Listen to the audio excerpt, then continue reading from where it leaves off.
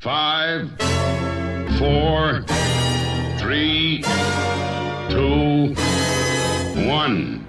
We're in the pipe, 5 by 5. This is the 5onfilm podcast.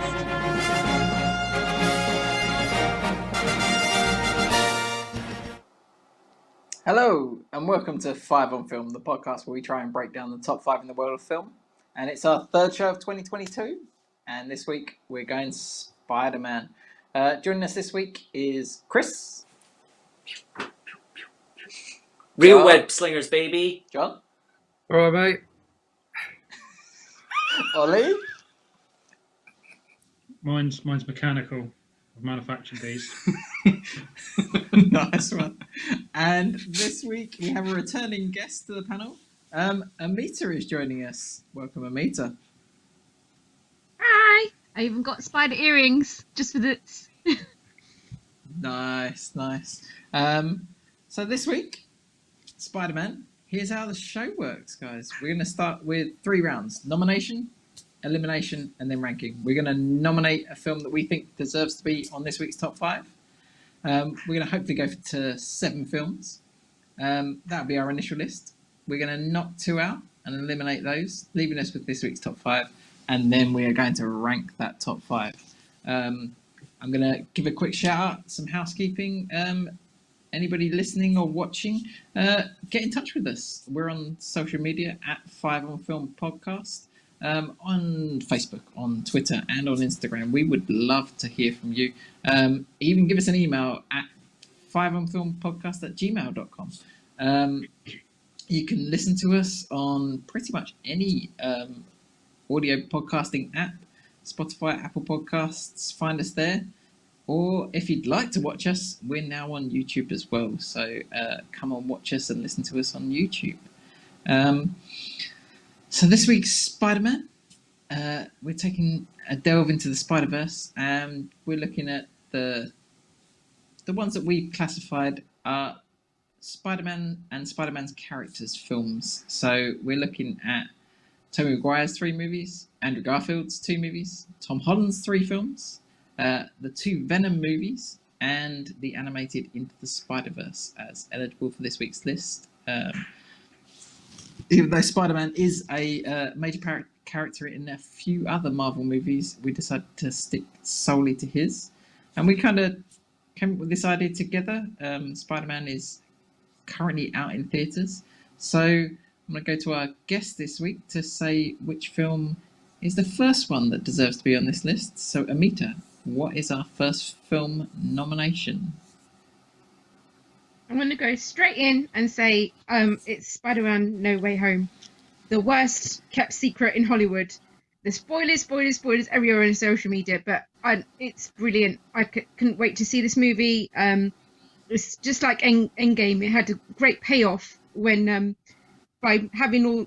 If you love all the other Spider-Man movies and seeing this, you'll just be so happy, and you would actually go back and want to watch the other movies and actually, I think, fall in love with them again. So for me, this one, hands down, Tom Holland was my favourite Spider-Man. Still, I think it will always be my favourite Spider-Man for now.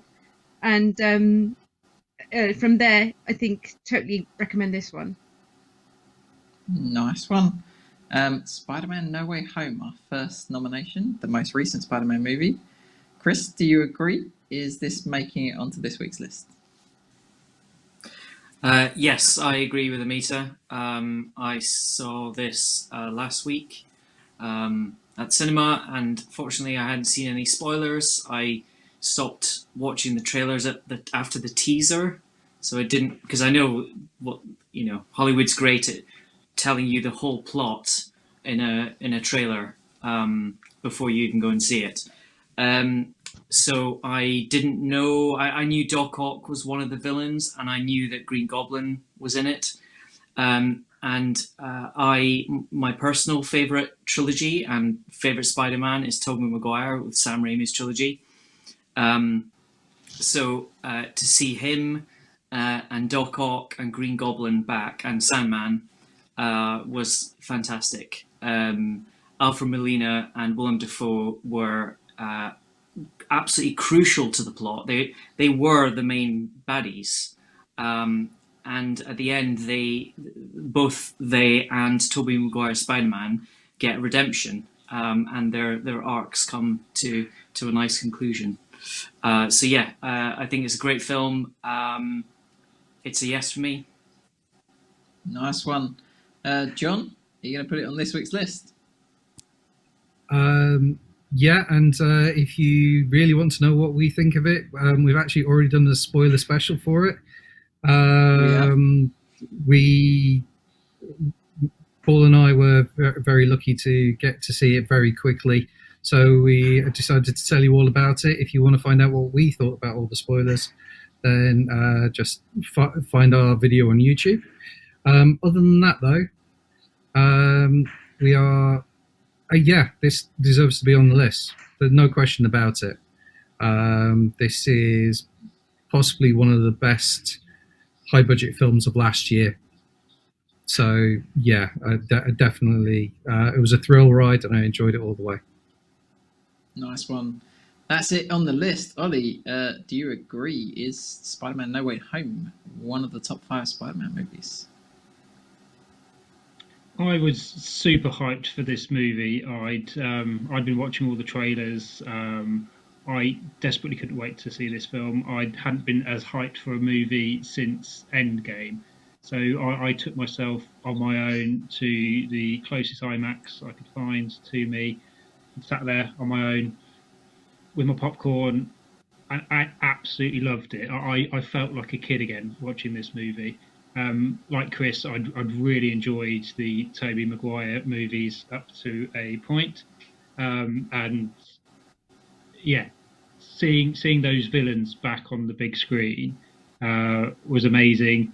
I thought all the performances were absolutely amazing, and just that I kind of, obviously in the trailers you could see that you knew you had Alfred Molina and you knew you had Willem Dafoe and you knew you had Jamie Foxx kind of coming back, but I wasn't sure whether, like, I'd heard rumours, but I wasn't sure whether we were getting any more Spider-Man from the universe. So Andrew Garfield had done a great job and was getting a bit kind of grumpy being asked that question. Are you going to be in Far From Home? He's going, no, of course not. That's nonsense. So I'm really sick of answering this question. So when Ned opens up the circle and you see that kind of slightly taller, slightly skinnier Spider-Man in the alleyway, I was like, like, I knew it was him before he'd kind of did the reveal, but obviously it's not confirmed until he takes his hood off. So I absolutely loved that. Brilliant. The performances were fantastic. Like I think that the 3 Spider-Men, particularly, each of them, it was almost like having somebody else playing the same character made them all kind of up their game as Spider-Man. Not that any of them were bad, but just the performances were so heartfelt. But I had never watched The Amazing Spider-Man 2. I'd seen the first one and quite liked Andrew Garfield, but just didn't particularly like what they'd done with the movie. I almost felt like it was too soon. It was maybe like Sony were just like desperate to do another Spider-Man movie, so they had to make it or lose the rights. I don't know what the rules were with it, but it felt too soon. And so I never watched The Amazing Spider-Man 2. So in preparation to go and see No Way Home, I watched The Amazing Spider-Man 2. So I just wanted to learn about Electro, basically. Where did that villain come from? And there's a bit towards the end of that movie which is really, really quite sad. And to see Andrew Garfield's character kind of get that redemption. But it was almost kind of twofold, because Andrew Garfield never got a third movie, but then he did get to come back and play Spider-Man. Andrew Garfield's character kind of lost somebody really close to him, but then he got the redemption to save somebody in the same way that he lost when he lost Gwen Stacy. So that I was sat there as a 38-year-old man in the cinema on my own, like welling up. I had tears in my eyes. It was emotional. It was brilliant. Absolutely loved that movie. 100% Amita. Yes, it should be on the list. And I couldn't agree more. I went to see this as soon as I possibly could. I went, as John alluded to, we did our spoiler special. I went at 9:15 on opening day, the earliest screening I could get myself to. Spider-Man has been one of my favourite characters, probably my favourite character since I was a kid. And I've enjoyed all of, pretty much all of his movies. Different degrees, obviously, but he's always a character that I want to see on screen. And to see three of them was absolutely brilliant. They played off each other so well. Everybody around them was excellent in this movie. The supporting cast, Benedict Cumberbatch's Doctor Strange, was very good. He was used just the right amount, but then the three main returning villains, five in total, just worked so well for the story. And then having the three Spider-Men there was perfect. I think Ned and MJ, along with Tom Holland, the three of them have made an excellent trilogy of Spider-Man movies. And I think that Zendaya's come into her own as an actress, and I think she was great as well. So, yeah, for me, this is one of the best Spider-Man movies. So, 5 votes unanimously. We have our first film for this week's list, Spider-Man: No Way Home. Chris, can you give us the second one on this list? Sorry. Okay. Amita, go on. I just want to add to it that just a little bit. Sorry. I went to see it in the 4DX, and I do recommend, while it's in the cinema, go and see it in there. I don't work for 4DX. I'm just saying it's because you just have the whole Spider-Man experience with swinging around with him and things like that.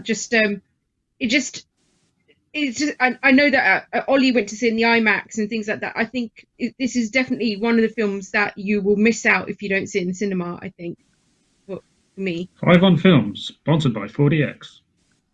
If we were. But yeah, I would wholeheartedly agree that definitely see this film in the cinema and the biggest screen you can find. So, yes. Chris, have you got a second film for this week's list? Yes. Like you, Paul, Spider-Man is one of my favourite superheroes growing up, along with Superman and Batman. I'd say, yeah, the three of them were the most important superheroes from my childhood. This is my 33-year-old Spider-Man figure, which I got when I was 7. Still in very good condition, as you can see. It's... I grew up watching the animated series, Spider-Man and Friends, and then this repeats of the 70s films with the Von Trapp kid. I've forgotten his name, but who played Peter Parker, and that was they were on BBC Two, I believe. And then when I found out that Spider-Man was going to be made in 2002. Directed by Sam Raimi, starring Tobey Maguire, Willem Dafoe as the Green Goblin. Mind blown. And I went to see it at the cinema, and I absolutely loved it. It was just after X-Men, but I feel that this paved the way properly for what Marvel would then go on to do. And it created an amazing trilogy with Tobey Maguire and Kirsten Dunst. I love it. Willem Dafoe's a brilliant baddie, and it's a fantastic origin story as well. It's a really well done origin story. And at that point, there hadn't been a well done origin story for Spider-Man on film. Obviously, we'd seen Batman done. We've seen Batman's origin story far too many times now. But I thought that the Spider-Man 2002 Spider-Man really nailed the origin story and created a really empathetic Peter.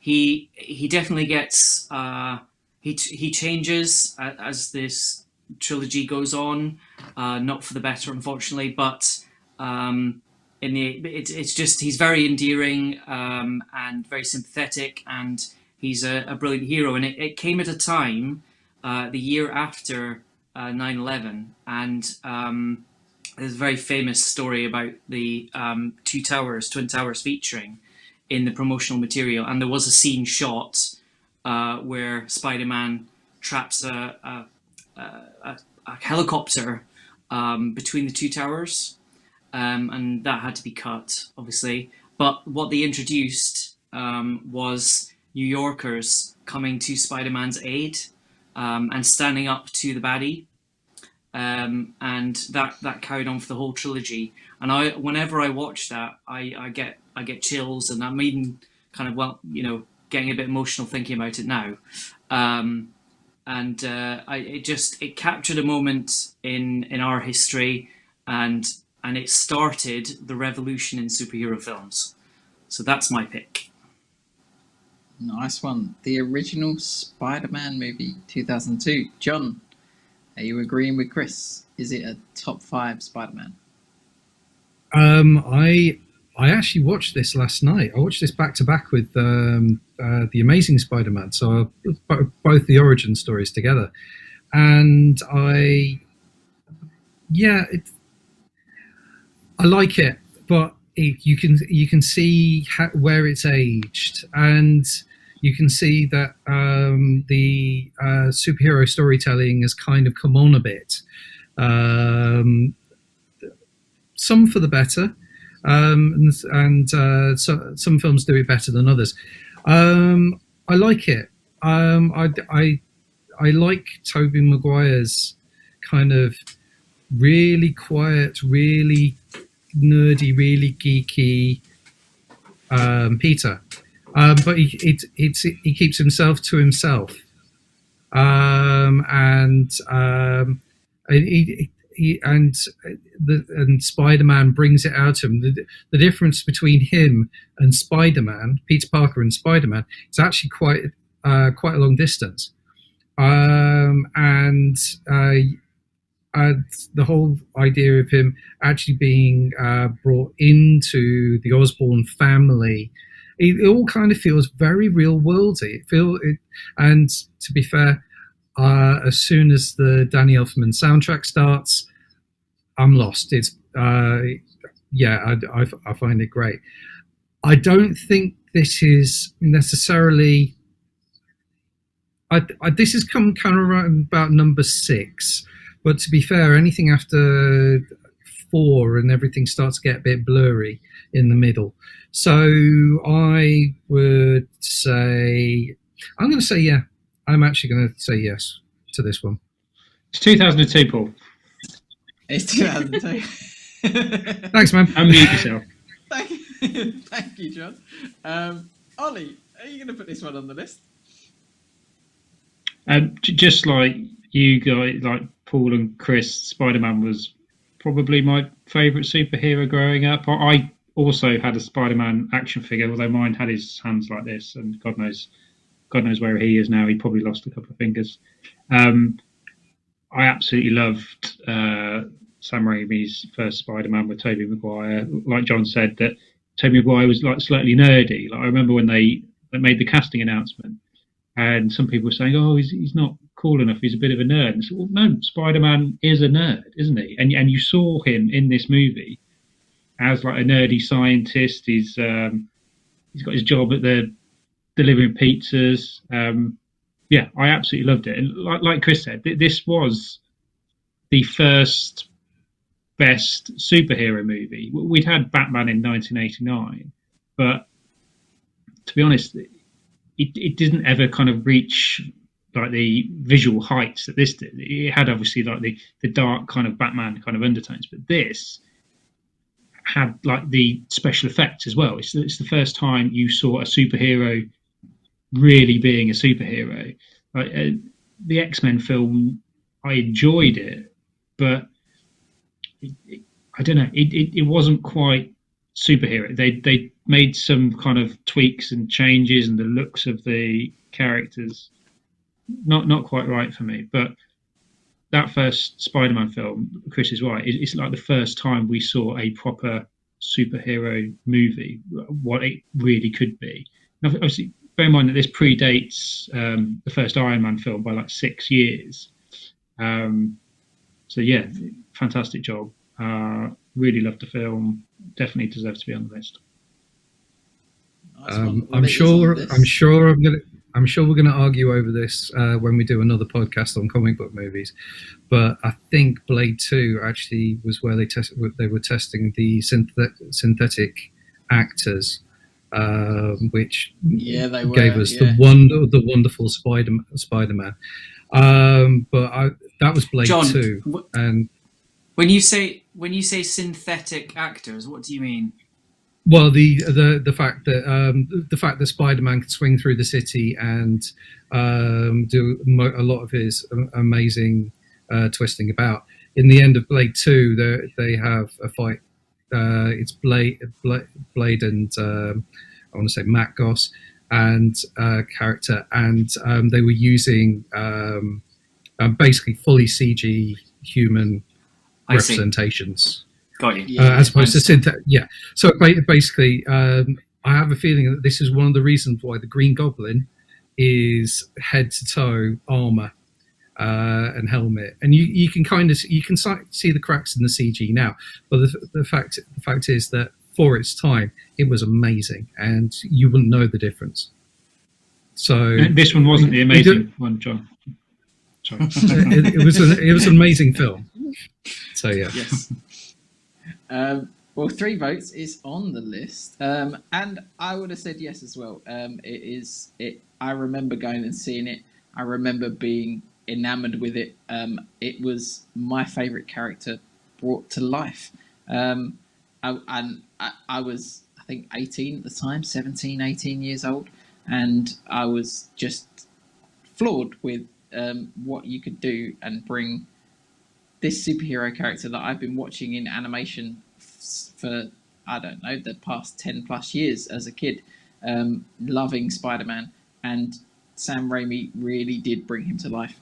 Willem Dafoe's Green Goblin, iconic. He overacts his way to a brilliant performance. He is excellent as the Green Goblin, and I liked Tobey Maguire's nerdy Spider-Man. Like Ollie said, he was what Spider-Man was supposed to be. He wasn't very cool. He was a science nerd, and that came across in one of the best superhero origin stories put to film.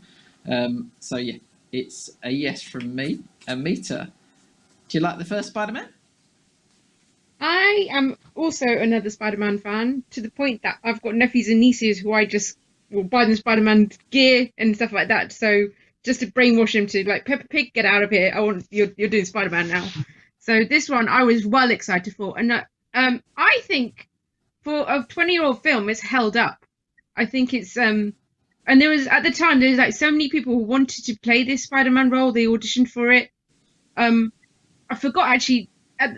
Tobey Maguire, I agree, does do a great job of it in the Spider-Man film. And another person who I really liked and I thought would be good for the role would be Jake Gyllenhaal. But that obviously he's doing different things as well. You guys covered a lot on this film, which I agree with in terms of that. So I'm just going to give you a did you know? And one of the things that with William Dafoe's performance, they said if you notice his teeth, when he plays the character before the Green Goblin, his teeth are perfect and they're fake teeth. And then when he starts unraveling and becomes the Green Goblin, if you look at his teeth, there is natural teeth, which are crooked, which I thought was a nice little touch. And when you go back to it, you can have a little look. So I'd say yes for me. Cool. Nice one. So that is 5 again, unanimously. The first original Spider-Man movie is on this list. John, are you going to give us the third one? Oh, my turn, is it? I am going to go for I'm hoping that I'm going to surprise you slightly. I'm going to go for 2 seconds. I'm going to go for Spider-Man Into the Spiderverse. I think that this is a really different, really new, really well imagined spectacle, one of a kind. It manages to be a kids' film with bite. It manages to be original. It's not Peter Parker. Someone thought outside of the box. Now, obviously, I can't actually remember how old the character of Miles Morales is when he was created. But I mean, just 12, I think. the whole the character. Yeah. Yeah, I mean the fact. Yeah, but I don't know if the character in the comics was invented about 20 years ago. I don't know if he came out in the 90s, but Miles Morales. Basically, Spider-Man has always been one for parallel dimensions and split times and everything like that. And what they did was they took every single thing they could find, picked the best, and shoved them all in one film. And you want origin stories? This will give you 5. And they're all the same but different, and they're all great characterizations, and they're all and I think that they're all very well developed characters. It gives you it gives you pathos. I mean, the first thing it does is kill off Peter A. Parker, and Miles takes it upon himself to actually take on the role of Spider-Man in his universe. It just so happens that everyone starts getting sucked into his, and that's the whole point of the. And this is the first. This is the first idea of a multiverse within Spider-Man and Marvel films. I believe this is the first one that came out. And everyone was really, really, really worried about this. A lot of what I heard, everyone was kind of hoping it would work, but everyone was rather worried about whether this was going to work or not. And I think it does in so many different ways.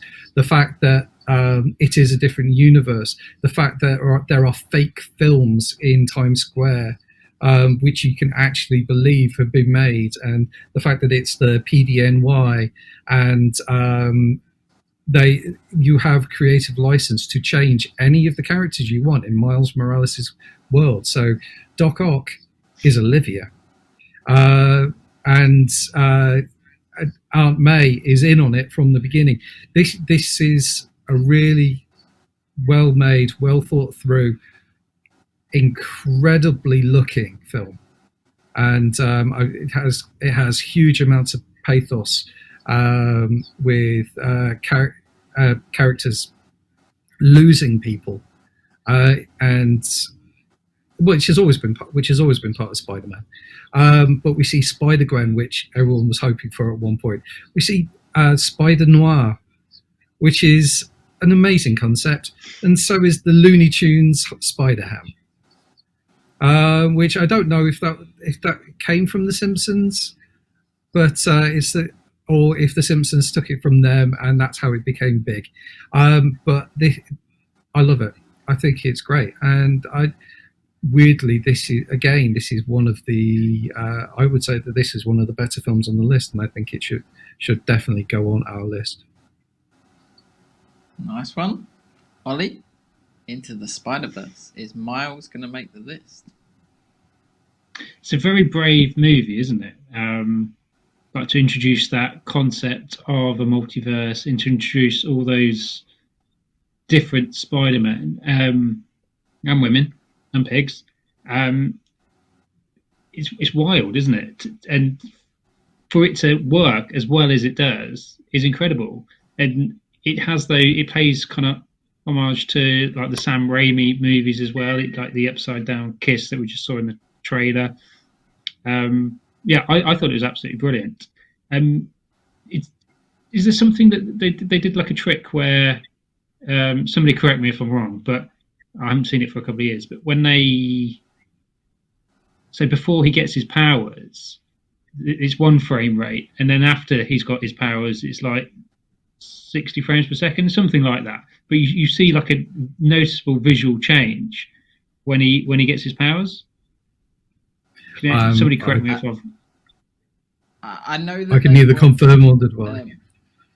I know they work. Watch it back and see if you can kind of spot that. Yeah, but yeah, no, I really enjoyed this. Go on, Chris. Go on. I was just going to say that I didn't know that was true or not, but I could tell there was they were playing with the frame rates for sure. But the fact that they would have done it in one style before he got changed, and then in another once he became Spider-Man, that makes perfect sense. Yeah. I just wonder whether we'd have had No Way Home if this film hadn't have been successful. Whether they'd have dared introduce multiverses to the MCU had this not have worked. I do know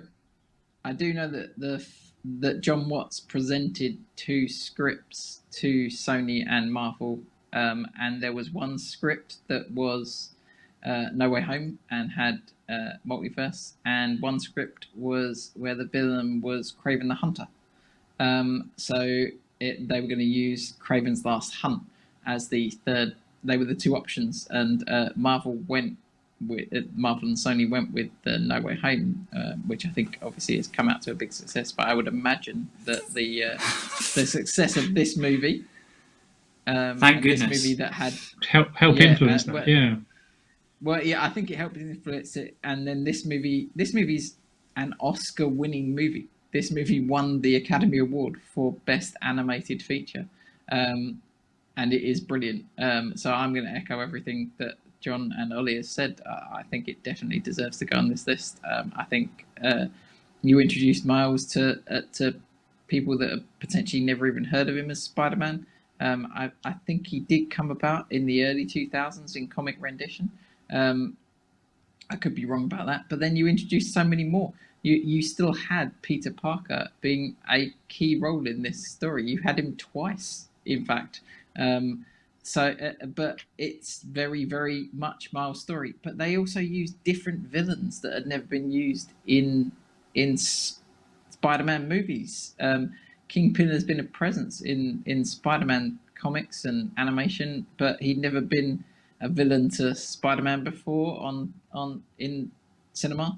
The Prowler used really well here, and a different version of Doc Ock, like John mentioned. I think it's a great film. I remember taking my daughter to go along and see it, and as she walked out, she asked me for a Spider-Gwen outfit. So yeah, it's definitely on there for me. So that's 3 votes. So Into the Spider-Verse has made it onto the list. Amita, would have you said yes to this one? So when I saw this, now anyone who hasn't seen this, I envy your eyes, because the animation got the nomination it deserved, because it was beautiful. It's like someone had put a comic book onto the screen, and you could see the dots as well. And it was just a different kind of animation. It was beautiful. It was almost like candy for your eyes. I don't know how else to say it. And it was, and I think having a black Spider-Man as well was a good thing as well. Is introducing new characters, new bad guys. People who didn't read the comic books can see this and see that. I mean, I love the Spider-Man thing, but I don't read as many of the comic book side of it. So to have these new bad guys and new Spider-Man versions introduced and understanding a bit of it without having to do too much in-depth research was a really good thing as well. And I am definitely saying yes. This is on one of my lists as well to put on, and agree with you. I mean, in this one, you've also got these likable bad guys as well in there, because they all become a surprise to you as well. So I'm a yes to this one. Excellent. Well, there's 4 yeses. Chris, is it going to be a full house again? I adore this film. Sony got it spot on where they have faltered in the past. It's an assault on the senses. As Amita says, it's like a comic book come to life. They took a lot of risks with it, and it totally paid off. And it paved the way for all of these studios to be brave enough to dip their toes into the concept of multiverses, bringing back characters from previous TV series or films. And yeah, if this hadn't come out and been a success, like Ollie said, I don't think we wouldn't be getting to see Michael Keaton put on the Batsuit again in the Flash film, or we wouldn't have had No Way Home. So yes for me. Excellent. We have 3. So far we have No Way Home, we have Spider-Man, and we have Into the Spider-Verse. Ollie, can you get number 4? Yes, I definitely can. So I'm going to take you back to 2004. Our director again is Sam Raimi. We have Tobey Maguire back as Spider-Man for his second turn as Spider-Man. And we have Alfred Molina as Dr. Octopus. When this movie came out, it was hands down the best superhero movie. Doc who, Ollie? Doc Ock. Dr. Octavius. What did I say? You said octopus, it was fine. Well, Aunt May did call her Dr. Octopus anyway, so I think it's okay. He did. Anyway, we've got Doc Ock. So when this movie came out, it was hands down the best superhero movie that had ever been made. Alfred Molina was incredible. The action sequences in this, when he's kind of climbing up the building, the fact that each of his mechanical arms had its own personality as well. One of them was like the sweet one that would kind of put his glasses on. The other one was like the aggressive one. Absolutely fantastic. Still one of my favourite superhero movies of all time. Spider-Man 2 should definitely be in our top 5. I'm going to jump in and say that I couldn't agree more. I think it is the best of Tobey Maguire's. I think it improved on the first one, which was a great movie. I think it changed the dynamic of Peter. You saw him growing into the character. And I think Alfred Molina is outstanding and one of the best comic book villains there has ever been. But at times you realise he wasn't even a villain. He was being controlled by these arms. He isn't, him himself isn't a villain, so it made him a sympathetic villain at times as well. And just that scene on the train, just brilliant. Just Peter doing everything he can to save the people of New York, and then them realizing that he's just a kid when he hasn't got his mask on, I think is an absolutely brilliant Spider-Man scene.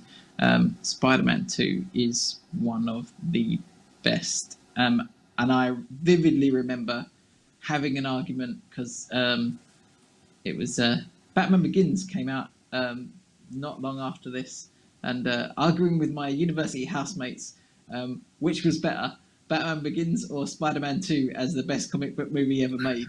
There would be a lot more. There would be a lot more movies that could throw into that fight now. But I can remember a vivid argument between me fighting for Spider-Man 2 and my housemate fighting for Batman Begins as the which is the better Hollywood comic book movie at the time. But for me, yes, I'm definitely agreeing. Amita, is Spider-Man 2 up there for you? I watched Spider-Man 2 today. I loved it. I don't think out of our list it's so hard. There's not a bad Spider-Man movie, and that scene which we've got on our clips with the lift scene was pure cuteness where he's talking about his suit and how it's uncomfortable.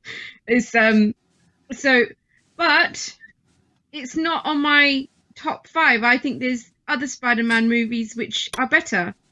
So sorry, Ollie. Would it make it? Would it make it into your top 7? We're trying to get to 7, Amita. I would. Yes, then I'll say yes. It's in the top 7. Okay.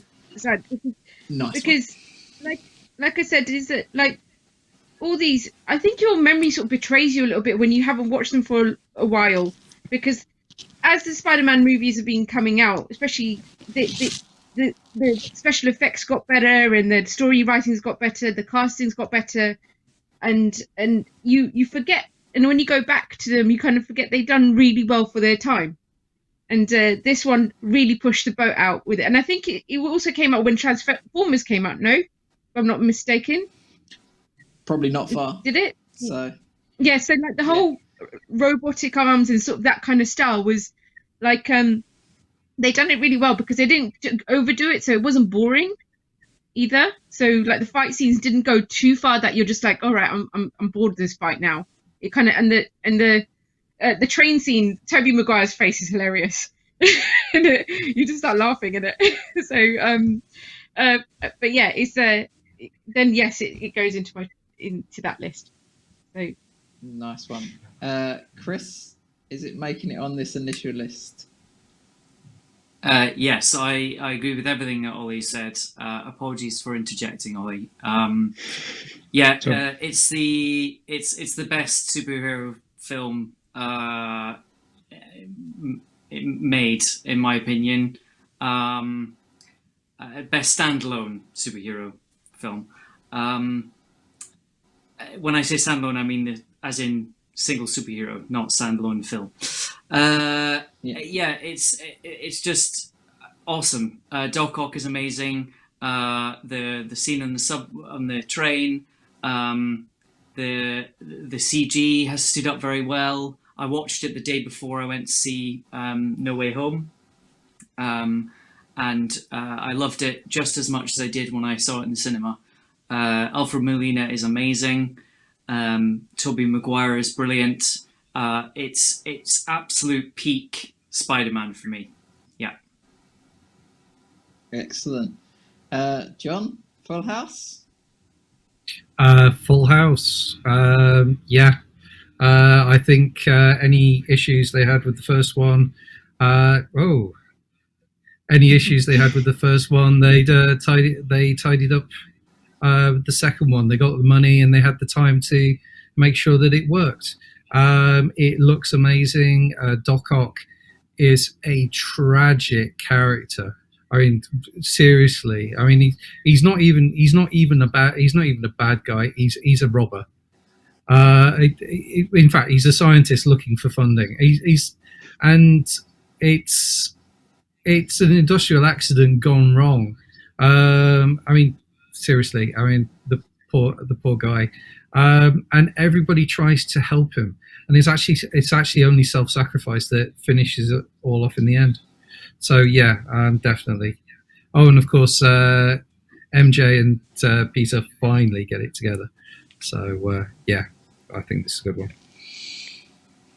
The health and safety just were not there when he was testing out his power of the sun. I thought it was quite stupid that he invited all these people to stand a couple of meters away from this experiment. That he was trying. Dangerous. But dangerous. it's Absolutely. like when you're a kid and you let off fireworks and you don't follow the instructions. You just go stand 2 meters away or 5 meters away, and they're like, "That's about right," but you still feel the heat. Just one final thing that I forgot to say is that I think the Sam Raimi trilogy did something really different and special with all of the villains. That they were all empathetic, and you felt for them, and they weren't just evil. They had motivation, and in Doc Ock's case, it was the arms that was controlling him, and he was not bad. He was not evil. Yeah. And each of them in each of the Sam Raimi movies, they're all given their kind of time to shine. They weren't overshadowed kind of by anything else, or there wasn't too many villains kind of thrown into it to kind of confuse the story. You're right, Chris. They work really well. Yep. Well, it's there again. Spider-Man 2 is the fourth one. Every nomination is on the list so far. And you're round to me. And I'm going to take it to the current Spider-Man and his first rendition of Spider-Man. I'm going to go for Spider-Man Homecoming. Tom Holland's first solo outing as Spider-Man. He already is Spider-Man. We've been introduced to him in Captain America Civil War. And he's got that Tony Stark has made him. And he's trying to be your friendly neighborhood Spider-Man, whilst also wondering if he's an Avenger. And I think it is a brilliant reintroduction to this character. We don't need to see the origin story again. We've seen it twice on screen, and he just is Spider-Man.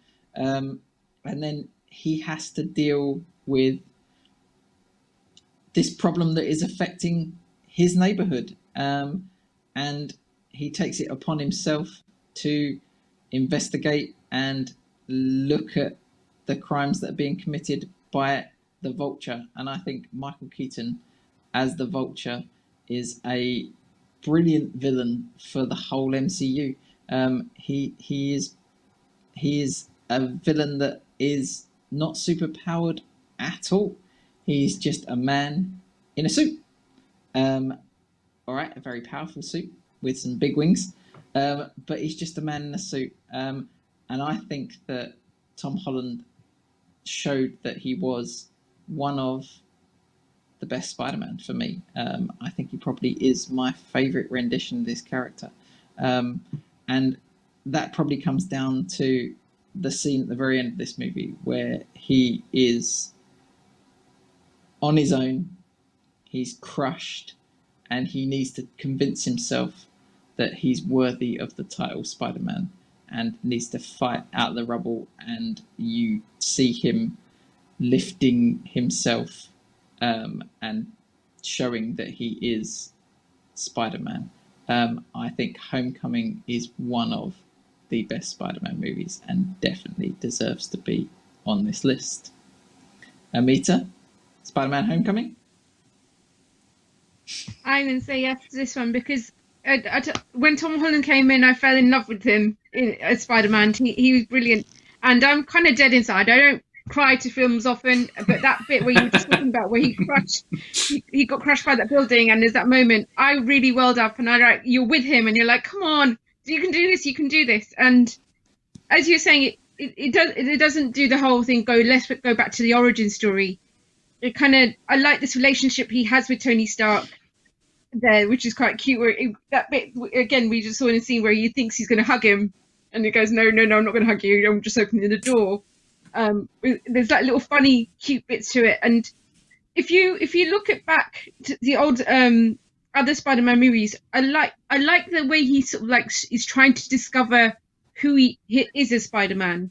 And where Tobey Maguire's trying to get used to his powers and stuff like that, and the slightly clumsiness and all that, we've still got that echoing with him where he's got it with his suit, where he takes off the training wheels and he's got all these like web shooters which he can't handle and stuff like that going on. And the extra gadgets are just very now with the time. Like the opening scene is brilliant as well, with the how he's webcasting to in fact nobody because he's not allowed to tell anyone he's Spider-Man as well.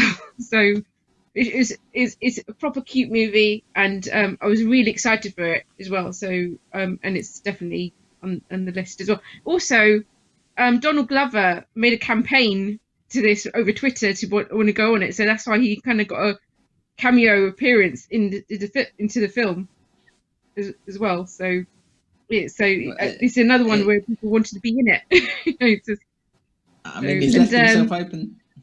He could make an appearance down the road because his character turns into one of Spider-Man's villains. But through the power of Twitter, through the power of Twitter, Yeah. he made it and he got in.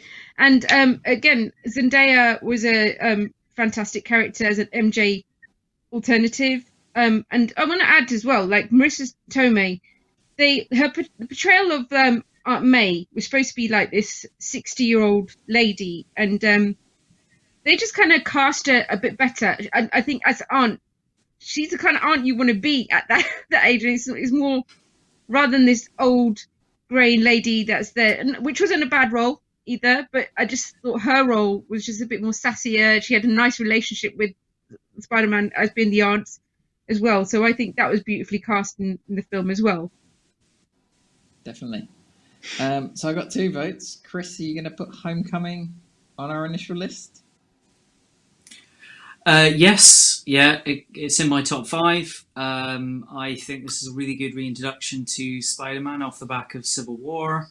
It's a really solid film. The dynamic between the 3 main the kids are really good.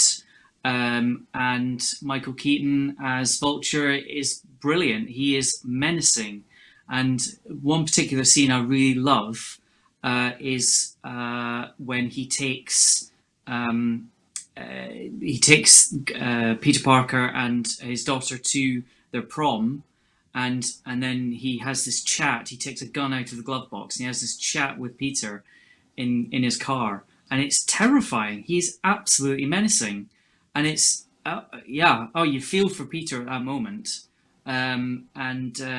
it's great. Really good film. Excellent. It's on the list. So we have 5 movies already. John, what have you agreed? Homecoming? Yeah, and I think they did something very clever here.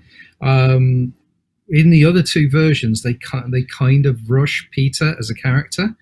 When the film starts, when the first film, he's in high school, and then very quickly over the next 2 films, he speeds through. This film, this trilogy, actually all happens in the last few years of high school, even with the snap.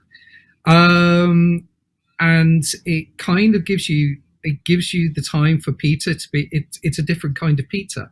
It's a lot more of the teenage, the teenage version of Peter, as opposed to the maturing, growing. It's a case of he's a school kid. He's a gifted school kid. He's got a guy who's giving him $1 billion suits for flying around and saving the world in. But he actually turns out just to be a kid in a suit, helping people out. And I think the clever thing they did is because they don't do his origin story again, they have more time to develop into the story. In fact, they put that time into the bad guy. They relate the bad guy into the universe, and because he's a normal guy done wrong by the state, who's now knocking off alien technology, and it's great. Michael Keaton is one of the best things that will ever be in the Marvel universe. He plays it so well. You can tell that he's a normal dad. You can even tell he's a normal businessman just doing something incredibly shady. He's not a crime boss. He's just selling. It might as well be knockoff jeans or misbranded perfumes. But he's a normal guy who's trying to make his way in the world. These are very, very small films with very big elements, but very small films. The idea that you could, because Peter is younger, you can make May younger. You can do more with her. May can fall in love with Happy, and you can have a kind of on-off relationship there. I kind of came up with the idea of Into Starkness for these 3 films, but the fact is that these are Spider-Man films, and these are and these are films about kids who one of them's a superhero who happens to have spider skills. I think I think they did a very good job with this one. I like it, and I think it should be on the list. Excellent. Ollie, are you agreeing? Is it 5 unanimous again? I love the fact that Sony and Marvel were able to come to an agreement so that we could have Spider-Man in the MCU. I love the fact that this film fits and how it fits into the MCU. That the Vulture, he's kind of collecting all that alien technology from what's been left and dispersed around New York after the events of Avengers. Tom Holland plays an excellent young Spider-Man. There's absolutely no need to see another Spider-Man origin story. I think it's quite a brave thing to do as well as a filmmaker, just to go, do you know what, we're going to introduce him from here. And that's great. I think that really, really works well. So absolutely love the movie, love the relationship between Peter and Ned, love the kind of the mentor relationship that Tony Stark has with Peter. Fantastic movie, definitely on the list. Nice one. It's 5 all round again. Every film we've agreed on so far. We have No Way Home, we have Spider-Man, we have Into the Spider-Verse, we have Spider-Man 2, and we have Spider-Man Homecoming. Now, Amita, we're back round to you. Can you give us the 6th film? Yeah. Can you give us the 6th one? So, again, another Tom Holland. Bring him on. So, it's going to be the second one, Far From Home, which is I loved as well. I'm going to say I loved all of them. This is the boring class I'm saying. I love every Spider-Man. I like it's again like Far From Homecoming. I saw it and I got like blown away, thinking, "Oh, this is brilliant!" When Far From Home came out, I thought, "This is brilliant! This was brilliant!" And where it's it just I like where it just drops you in and throws you and just starts with the movie and gets going with it and things like that. And I already like the whole Marvel universe with all the other characters, so you're already involved in it. And I don't know if it might be as fun for someone who hasn't seen the other bits. So I don't know, you miss bits out. But I thought the suits even looked slick. They look better and better as they go along. Jake Gyllenhaal again in this. I was so happy he was in this as well. He made such a good character as well, and another likable bad guy. I just thought he was, there's a scene where he's with his team and they're like celebrating like who did the best thing and who did, like that element of the like a little office team meeting, which was quite a humorous moment as well.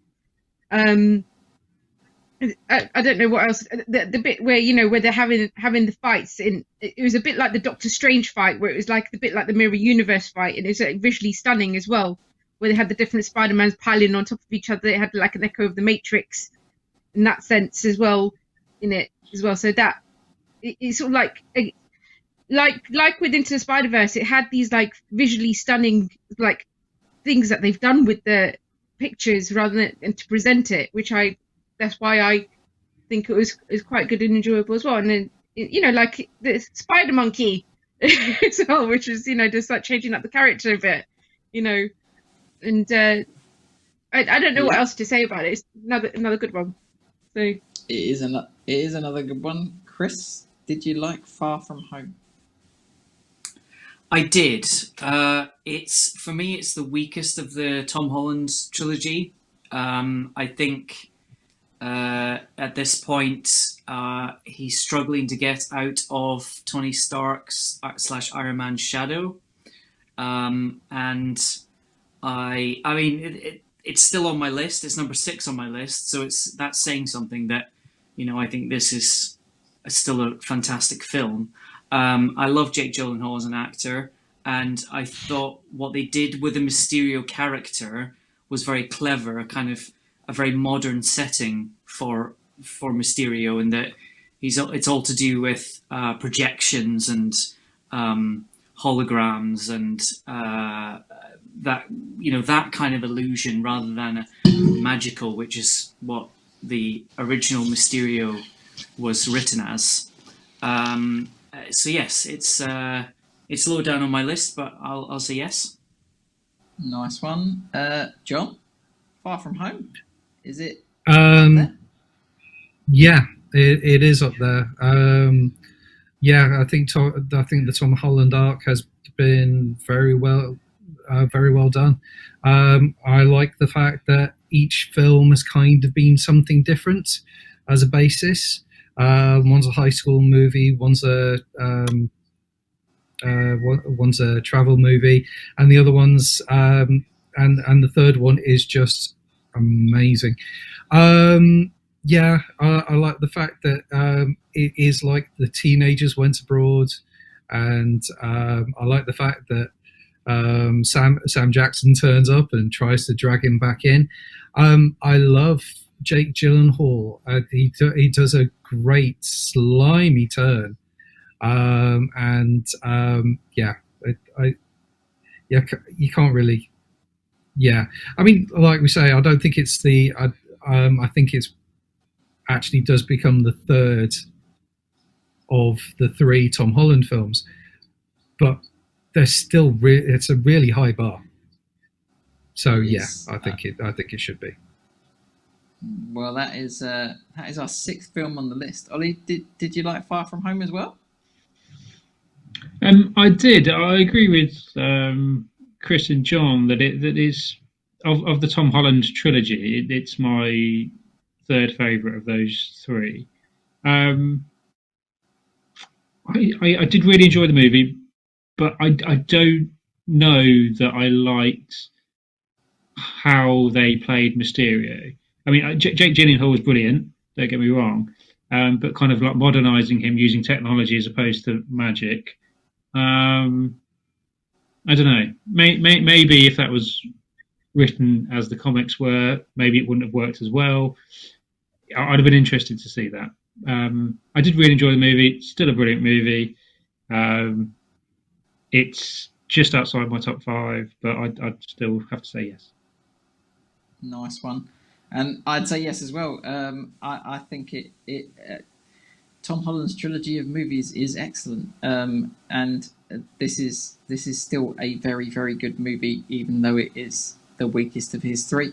I think that Jake Gyllenhaal did well they did well saying they made out in the promotional material, and you didn't know the turn of the character.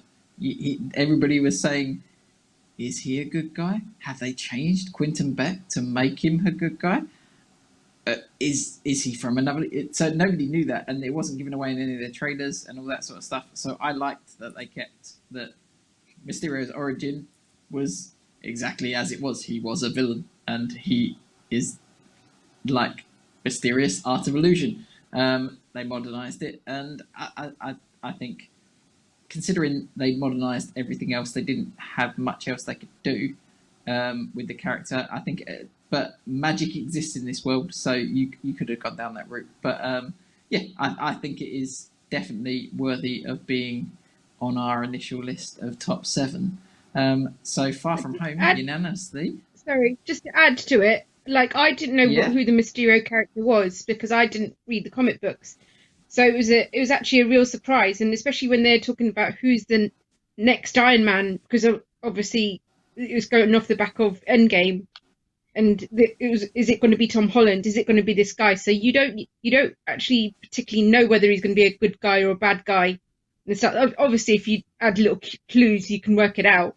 But initially, if you just watch it just with a clean slate, you wouldn't know, because he actually, I like the fact that he come from working with Tony Stark as well, and you're just like all these people who are just bitter from working in a rubbish environment with under Tony Stark, and then wanted to make their own thing. I still would have liked to have seen Sam Raimi's Mysterio played by Bruce Campbell in what would have been Spider-Man 4. That would have been awesome. Just going back to the Sam Raimi movie that we didn't get. We haven't got it yet. We've got one more spot. One more spot. It might. No, just talking about the Sam Raimi Spider-Man 4 that never happened. Oh, okay. Because obviously there was the long game with the Doctor without the arm, who would Connors. Dr. Kirk Connors. Connors. Yeah, was he supposed to be in Spider-Man, Sam Raimi's Spider-Man 4 Lizard. as well? Yeah, he was presumably? going to be Lizard Yeah. in 4, yeah. What he's the character in the Amazing Spider-Man. Yeah. Yes. Doc Yeah. Connors. But obviously, So, they kind of played the long game with that character, and then we didn't get to see it, so I was a bit disappointed. But I know we got to see it in the Amazing Spider-Man. But they had cast John Malkovich as the Vulture for Spider-Man 4 as well. Yeah, that was a constant. That'd have been good. So that was part of Sam Raimi's arc as well, but then that movie obviously didn't happen. So we have 6 Apparently, films. Leonardo DiCaprio was going to do one with James Cameron. Leo has never done a superhero movie. I couldn't see that happening though, but apparently that was going to happen. But I can't. As good of an actor as I can't imagine him being a Spider-Man. I've read that James Cameron wanted to do a Spider-Man movie. I've read that. Yeah, that was the one that was stuck in development hell for a very long time. Back in the 90s. That's fun. That's 6 films on our list. 6 nominations and 6 straight on the list. Chris, can you make it?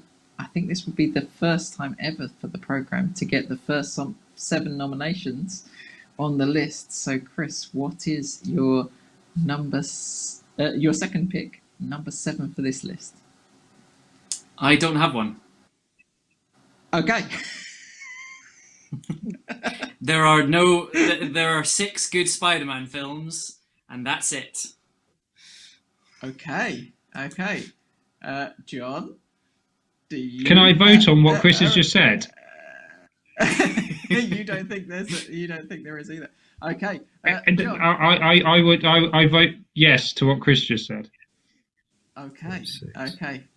John, do you agree that there are only 6 good Spider-Man films, or do you think that there is another one that is worthy of the top 7? To be fair, mate, you've got my top 6. Okay. So, I think. Sorry, go ahead. We might as. It's not. So no other movie is going to make it on. But I'm going to say that one of my top 5 has not been mentioned. Right. So I have. Yeah. So Amita, did you? Never mind. Amita? Yeah. Amita, Well, did you have another one? movie? In the top 7 ones that I picked on my list, all the others being mentioned except for, and the 7th one would have been Sam Raimi's Spider-Man 3. Only on the basis that, like I said, I watched it again recently, and initially, I didn't like it as much as the others. I felt it was too long. It had too many bad villains in it. It was just like, and then watching it again and because we're used to such a long length of film and stuff, I kind of warmed to it. I liked that he was going on a darker route. I liked that he introduced the Venom character into it as well. Actually, all these things that I think that it just made me, because I watched the No Way Home film, made me look at that film back in fondness. That's probably why it's made the list. So that's why I'm going to say, you kind of look at it with different eyes. So that's why I'm putting it on number 7 on the list. But I might quickly get hit by you guys. That's all right. It wouldn't have been. There's a yes also, from me. sorry to interrupt. My 7th film hasn't been nominated. Go on. If you ever watched it, in the last half hour, there's a bit where there's breeze blocks falling from the sky, and there's one that bumps Kirsten Dunst in the head, and it's like blatantly Sponge. And so if you ever go watch it again, watch out for that last hour. It's hilarious. But there you go. It's all right. Well, from the other 3 guys, I know that it's not hitting your top 6. But my which is going to be honourable mention now, because for me, The Amazing Spider-Man was in my top 5. I think Andrew Garfield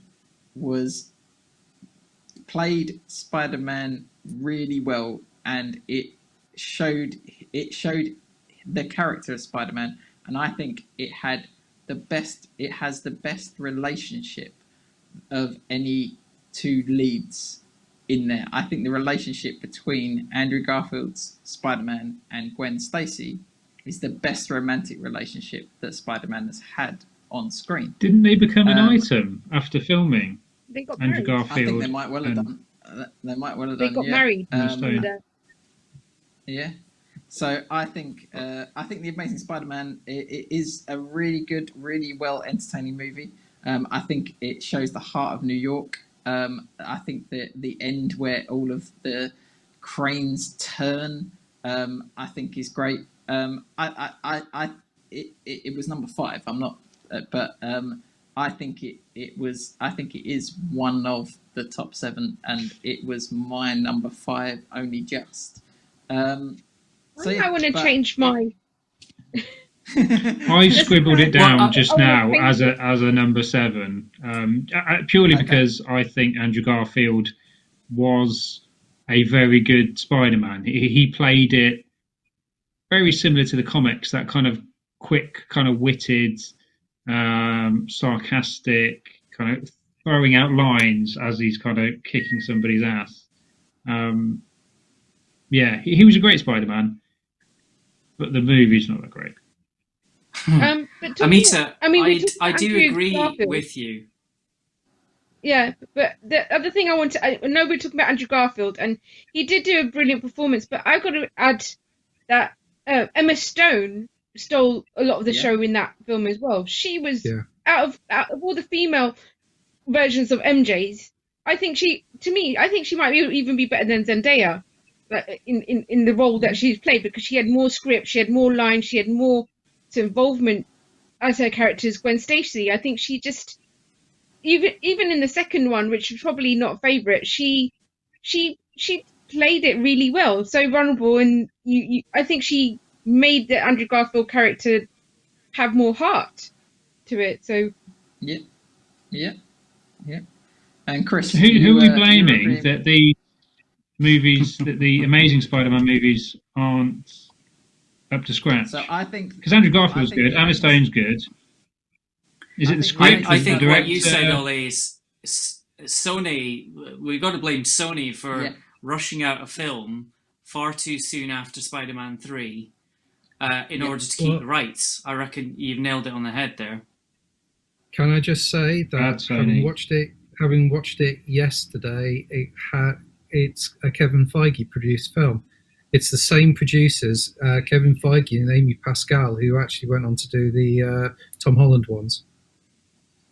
So but when they came out, I actually enjoyed them. I mean, they were good. There's nothing wrong with them. It's just that they just brought out better ones. That's all. There's nothing. I didn't think there's anything wrong with the Spider-Man films. They were just different.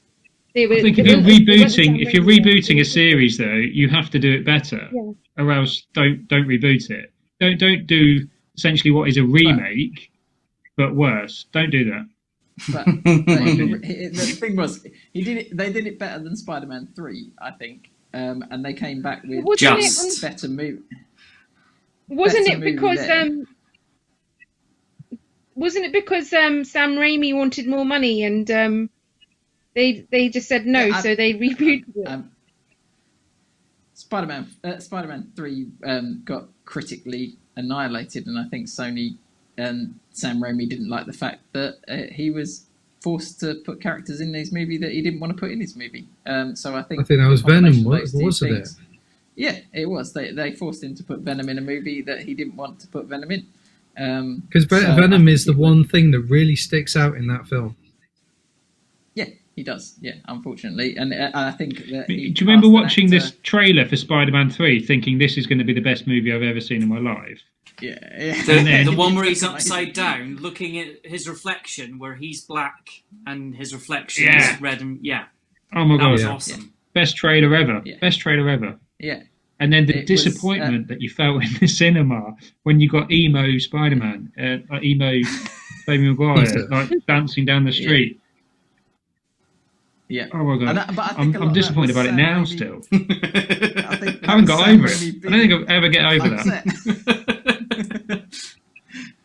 I think Sam didn't like the fact that he was being forced to do things, so he cast an actor that was not. Was that him of the rebelling? stature Was it? of- I think so. Yeah, it was like, you got to put Venom in this movie. All right, well, we'll cast somebody who is completely not the character. Yeah, it didn't make any sense for. It was awful. Topher Grace casting. played Eddie Awful. Brock, didn't he? Topher Grace played Eddie Brock. Topher Grace and, did, yeah.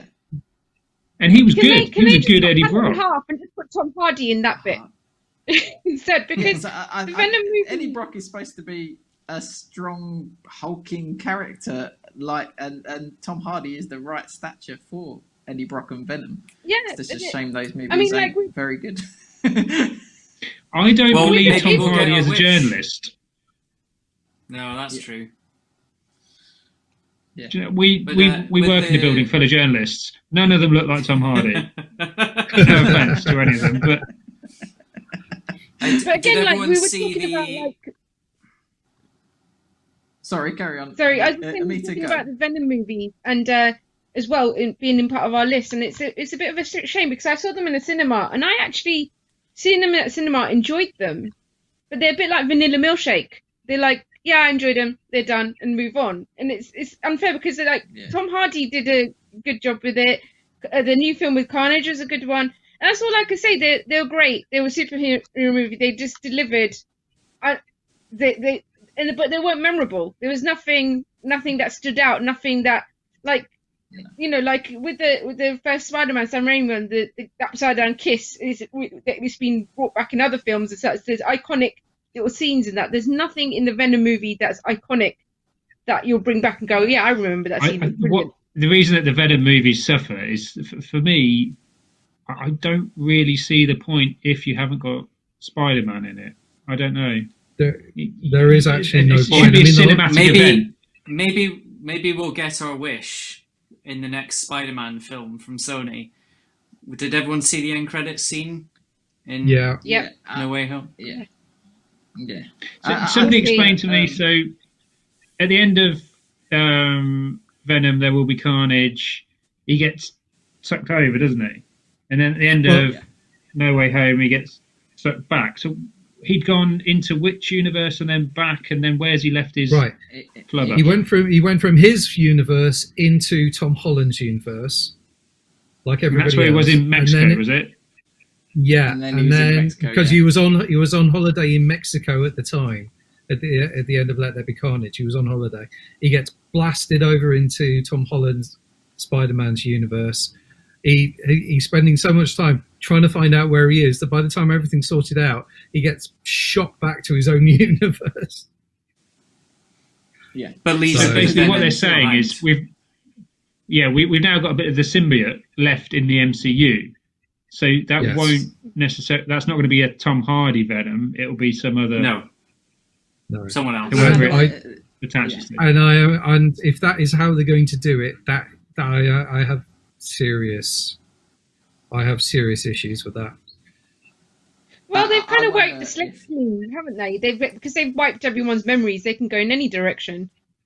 I wonder if that symbiote will attach itself to Tom Holland. That is my suggestion, and that is where Venom with a spider logo actually comes back into play. But that's all speculation. We have absolutely no idea. Sony just wanted to mix their universes, I think. It'll be good if it attaches itself to Ned, actually, and then becomes a bad best friend, bad villain. Apparently, Ned could possibly be. Ned Never know. Ned in the comics does become the Hobgoblin, just as an aside. So it really, which is the throwaway line. There's lots of different Hobgoblins, isn't there? Yeah, well, Harry Osborn for one. Ned is a Hobgoblin in the comics, which is why in the line from No Way Home that he says, "I'm not going to turn into an evil villain and come and hunt you down," because that is a reference to what his character does in the comics. So, but I think even with that, we have a clear 6. There wasn't going to be a 7th, so we've got to vote one of our top 6 off to give us a top 5. Paul, just for the sake of the graphics, I've included graphics the and- Amazing Spider-Man. So Oh, okay. I think the obvious. Which two are you voting off, Chris? Because I know one of them. So, Chris, what's least the so two we're- least deserving? Go on, give me two So because I it- know one's Amazing Spider-Man. Okay, so we're counting Amazing Spider-Man as 7. We are, yeah. Okay. Well, yeah, that one. Just- And Far From Home. Okay. Amita, what are you going to go with your least deserving?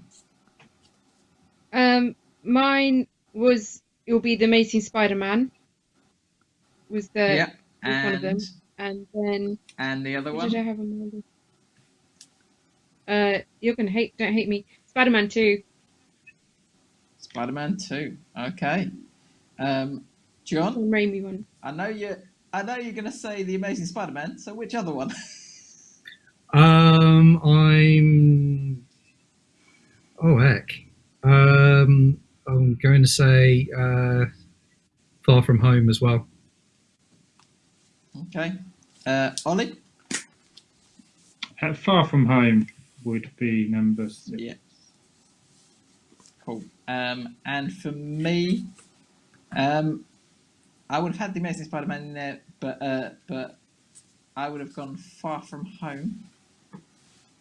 So John, for this purposes, our top 5 mean that an Amazing Spider-Man and Spider-Man Far From Home are ejected from this list. So we have our top 5 Spider-Man movies, which are Spider-Man No Way Home, Spider-Man Homecoming, Spider-Man Into the Spider-Verse, Spider-Man, and Spider-Man 2. Now, Amita has given me her vote for her number 5 in Spider-Man 2.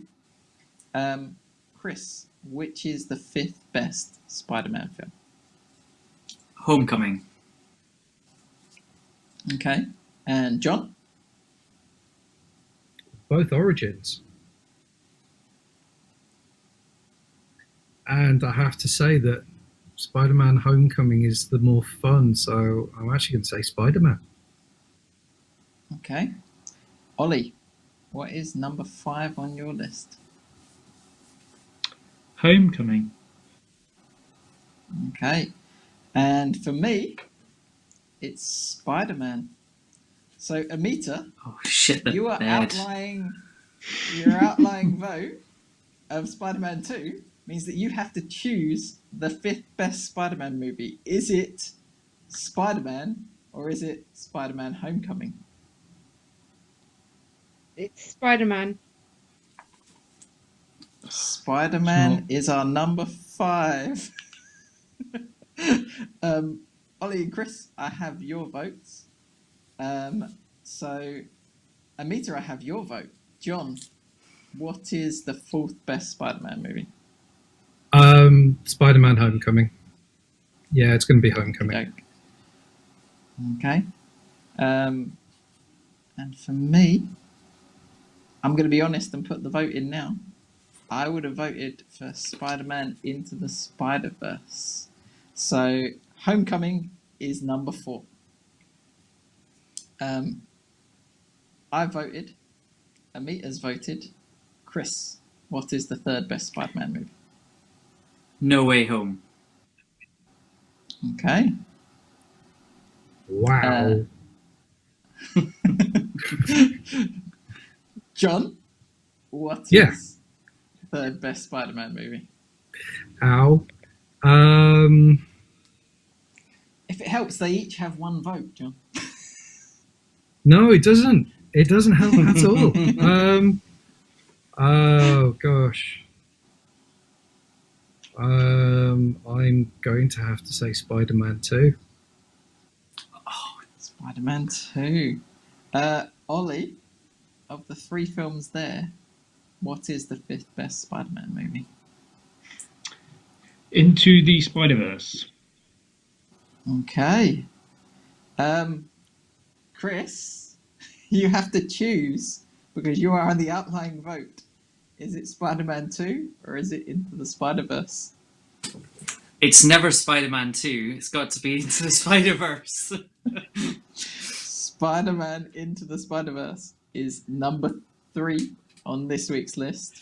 So we now have to vote for the best Spider-Man movie. Chris, I know it's Spider-Man 2. Spider-Man 2. John, is it No Way Home or is it Spider-Man 2? I'm sorry. I think it's going to have to be Spider-Man 2. Okay. What?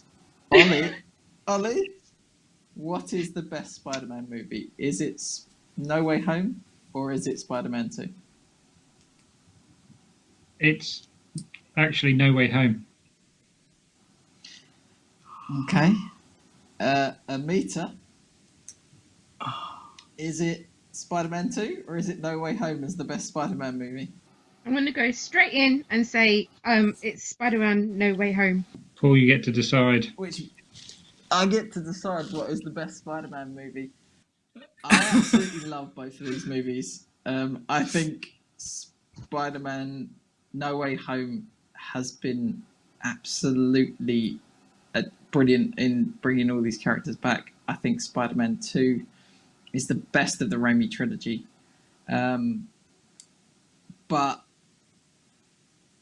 if I have to choose, I thought Homecoming was better than Spider-Man 2, Chris. And I thought that No Way Home was better than Homecoming. Everything. Spider-Man No Way Home is number 1, and it is for me the best Spider-Man movie ever. Vote of the moment! Vote of the moment! You watch these films back in 5 years, you'll be like, oh yeah! Right. Are we going to have a rundown, Paul? It's all about now. It's all about now. Yes! Number 5 on this week's list is Spider-Man. Number 4 is Spider-Man Homecoming.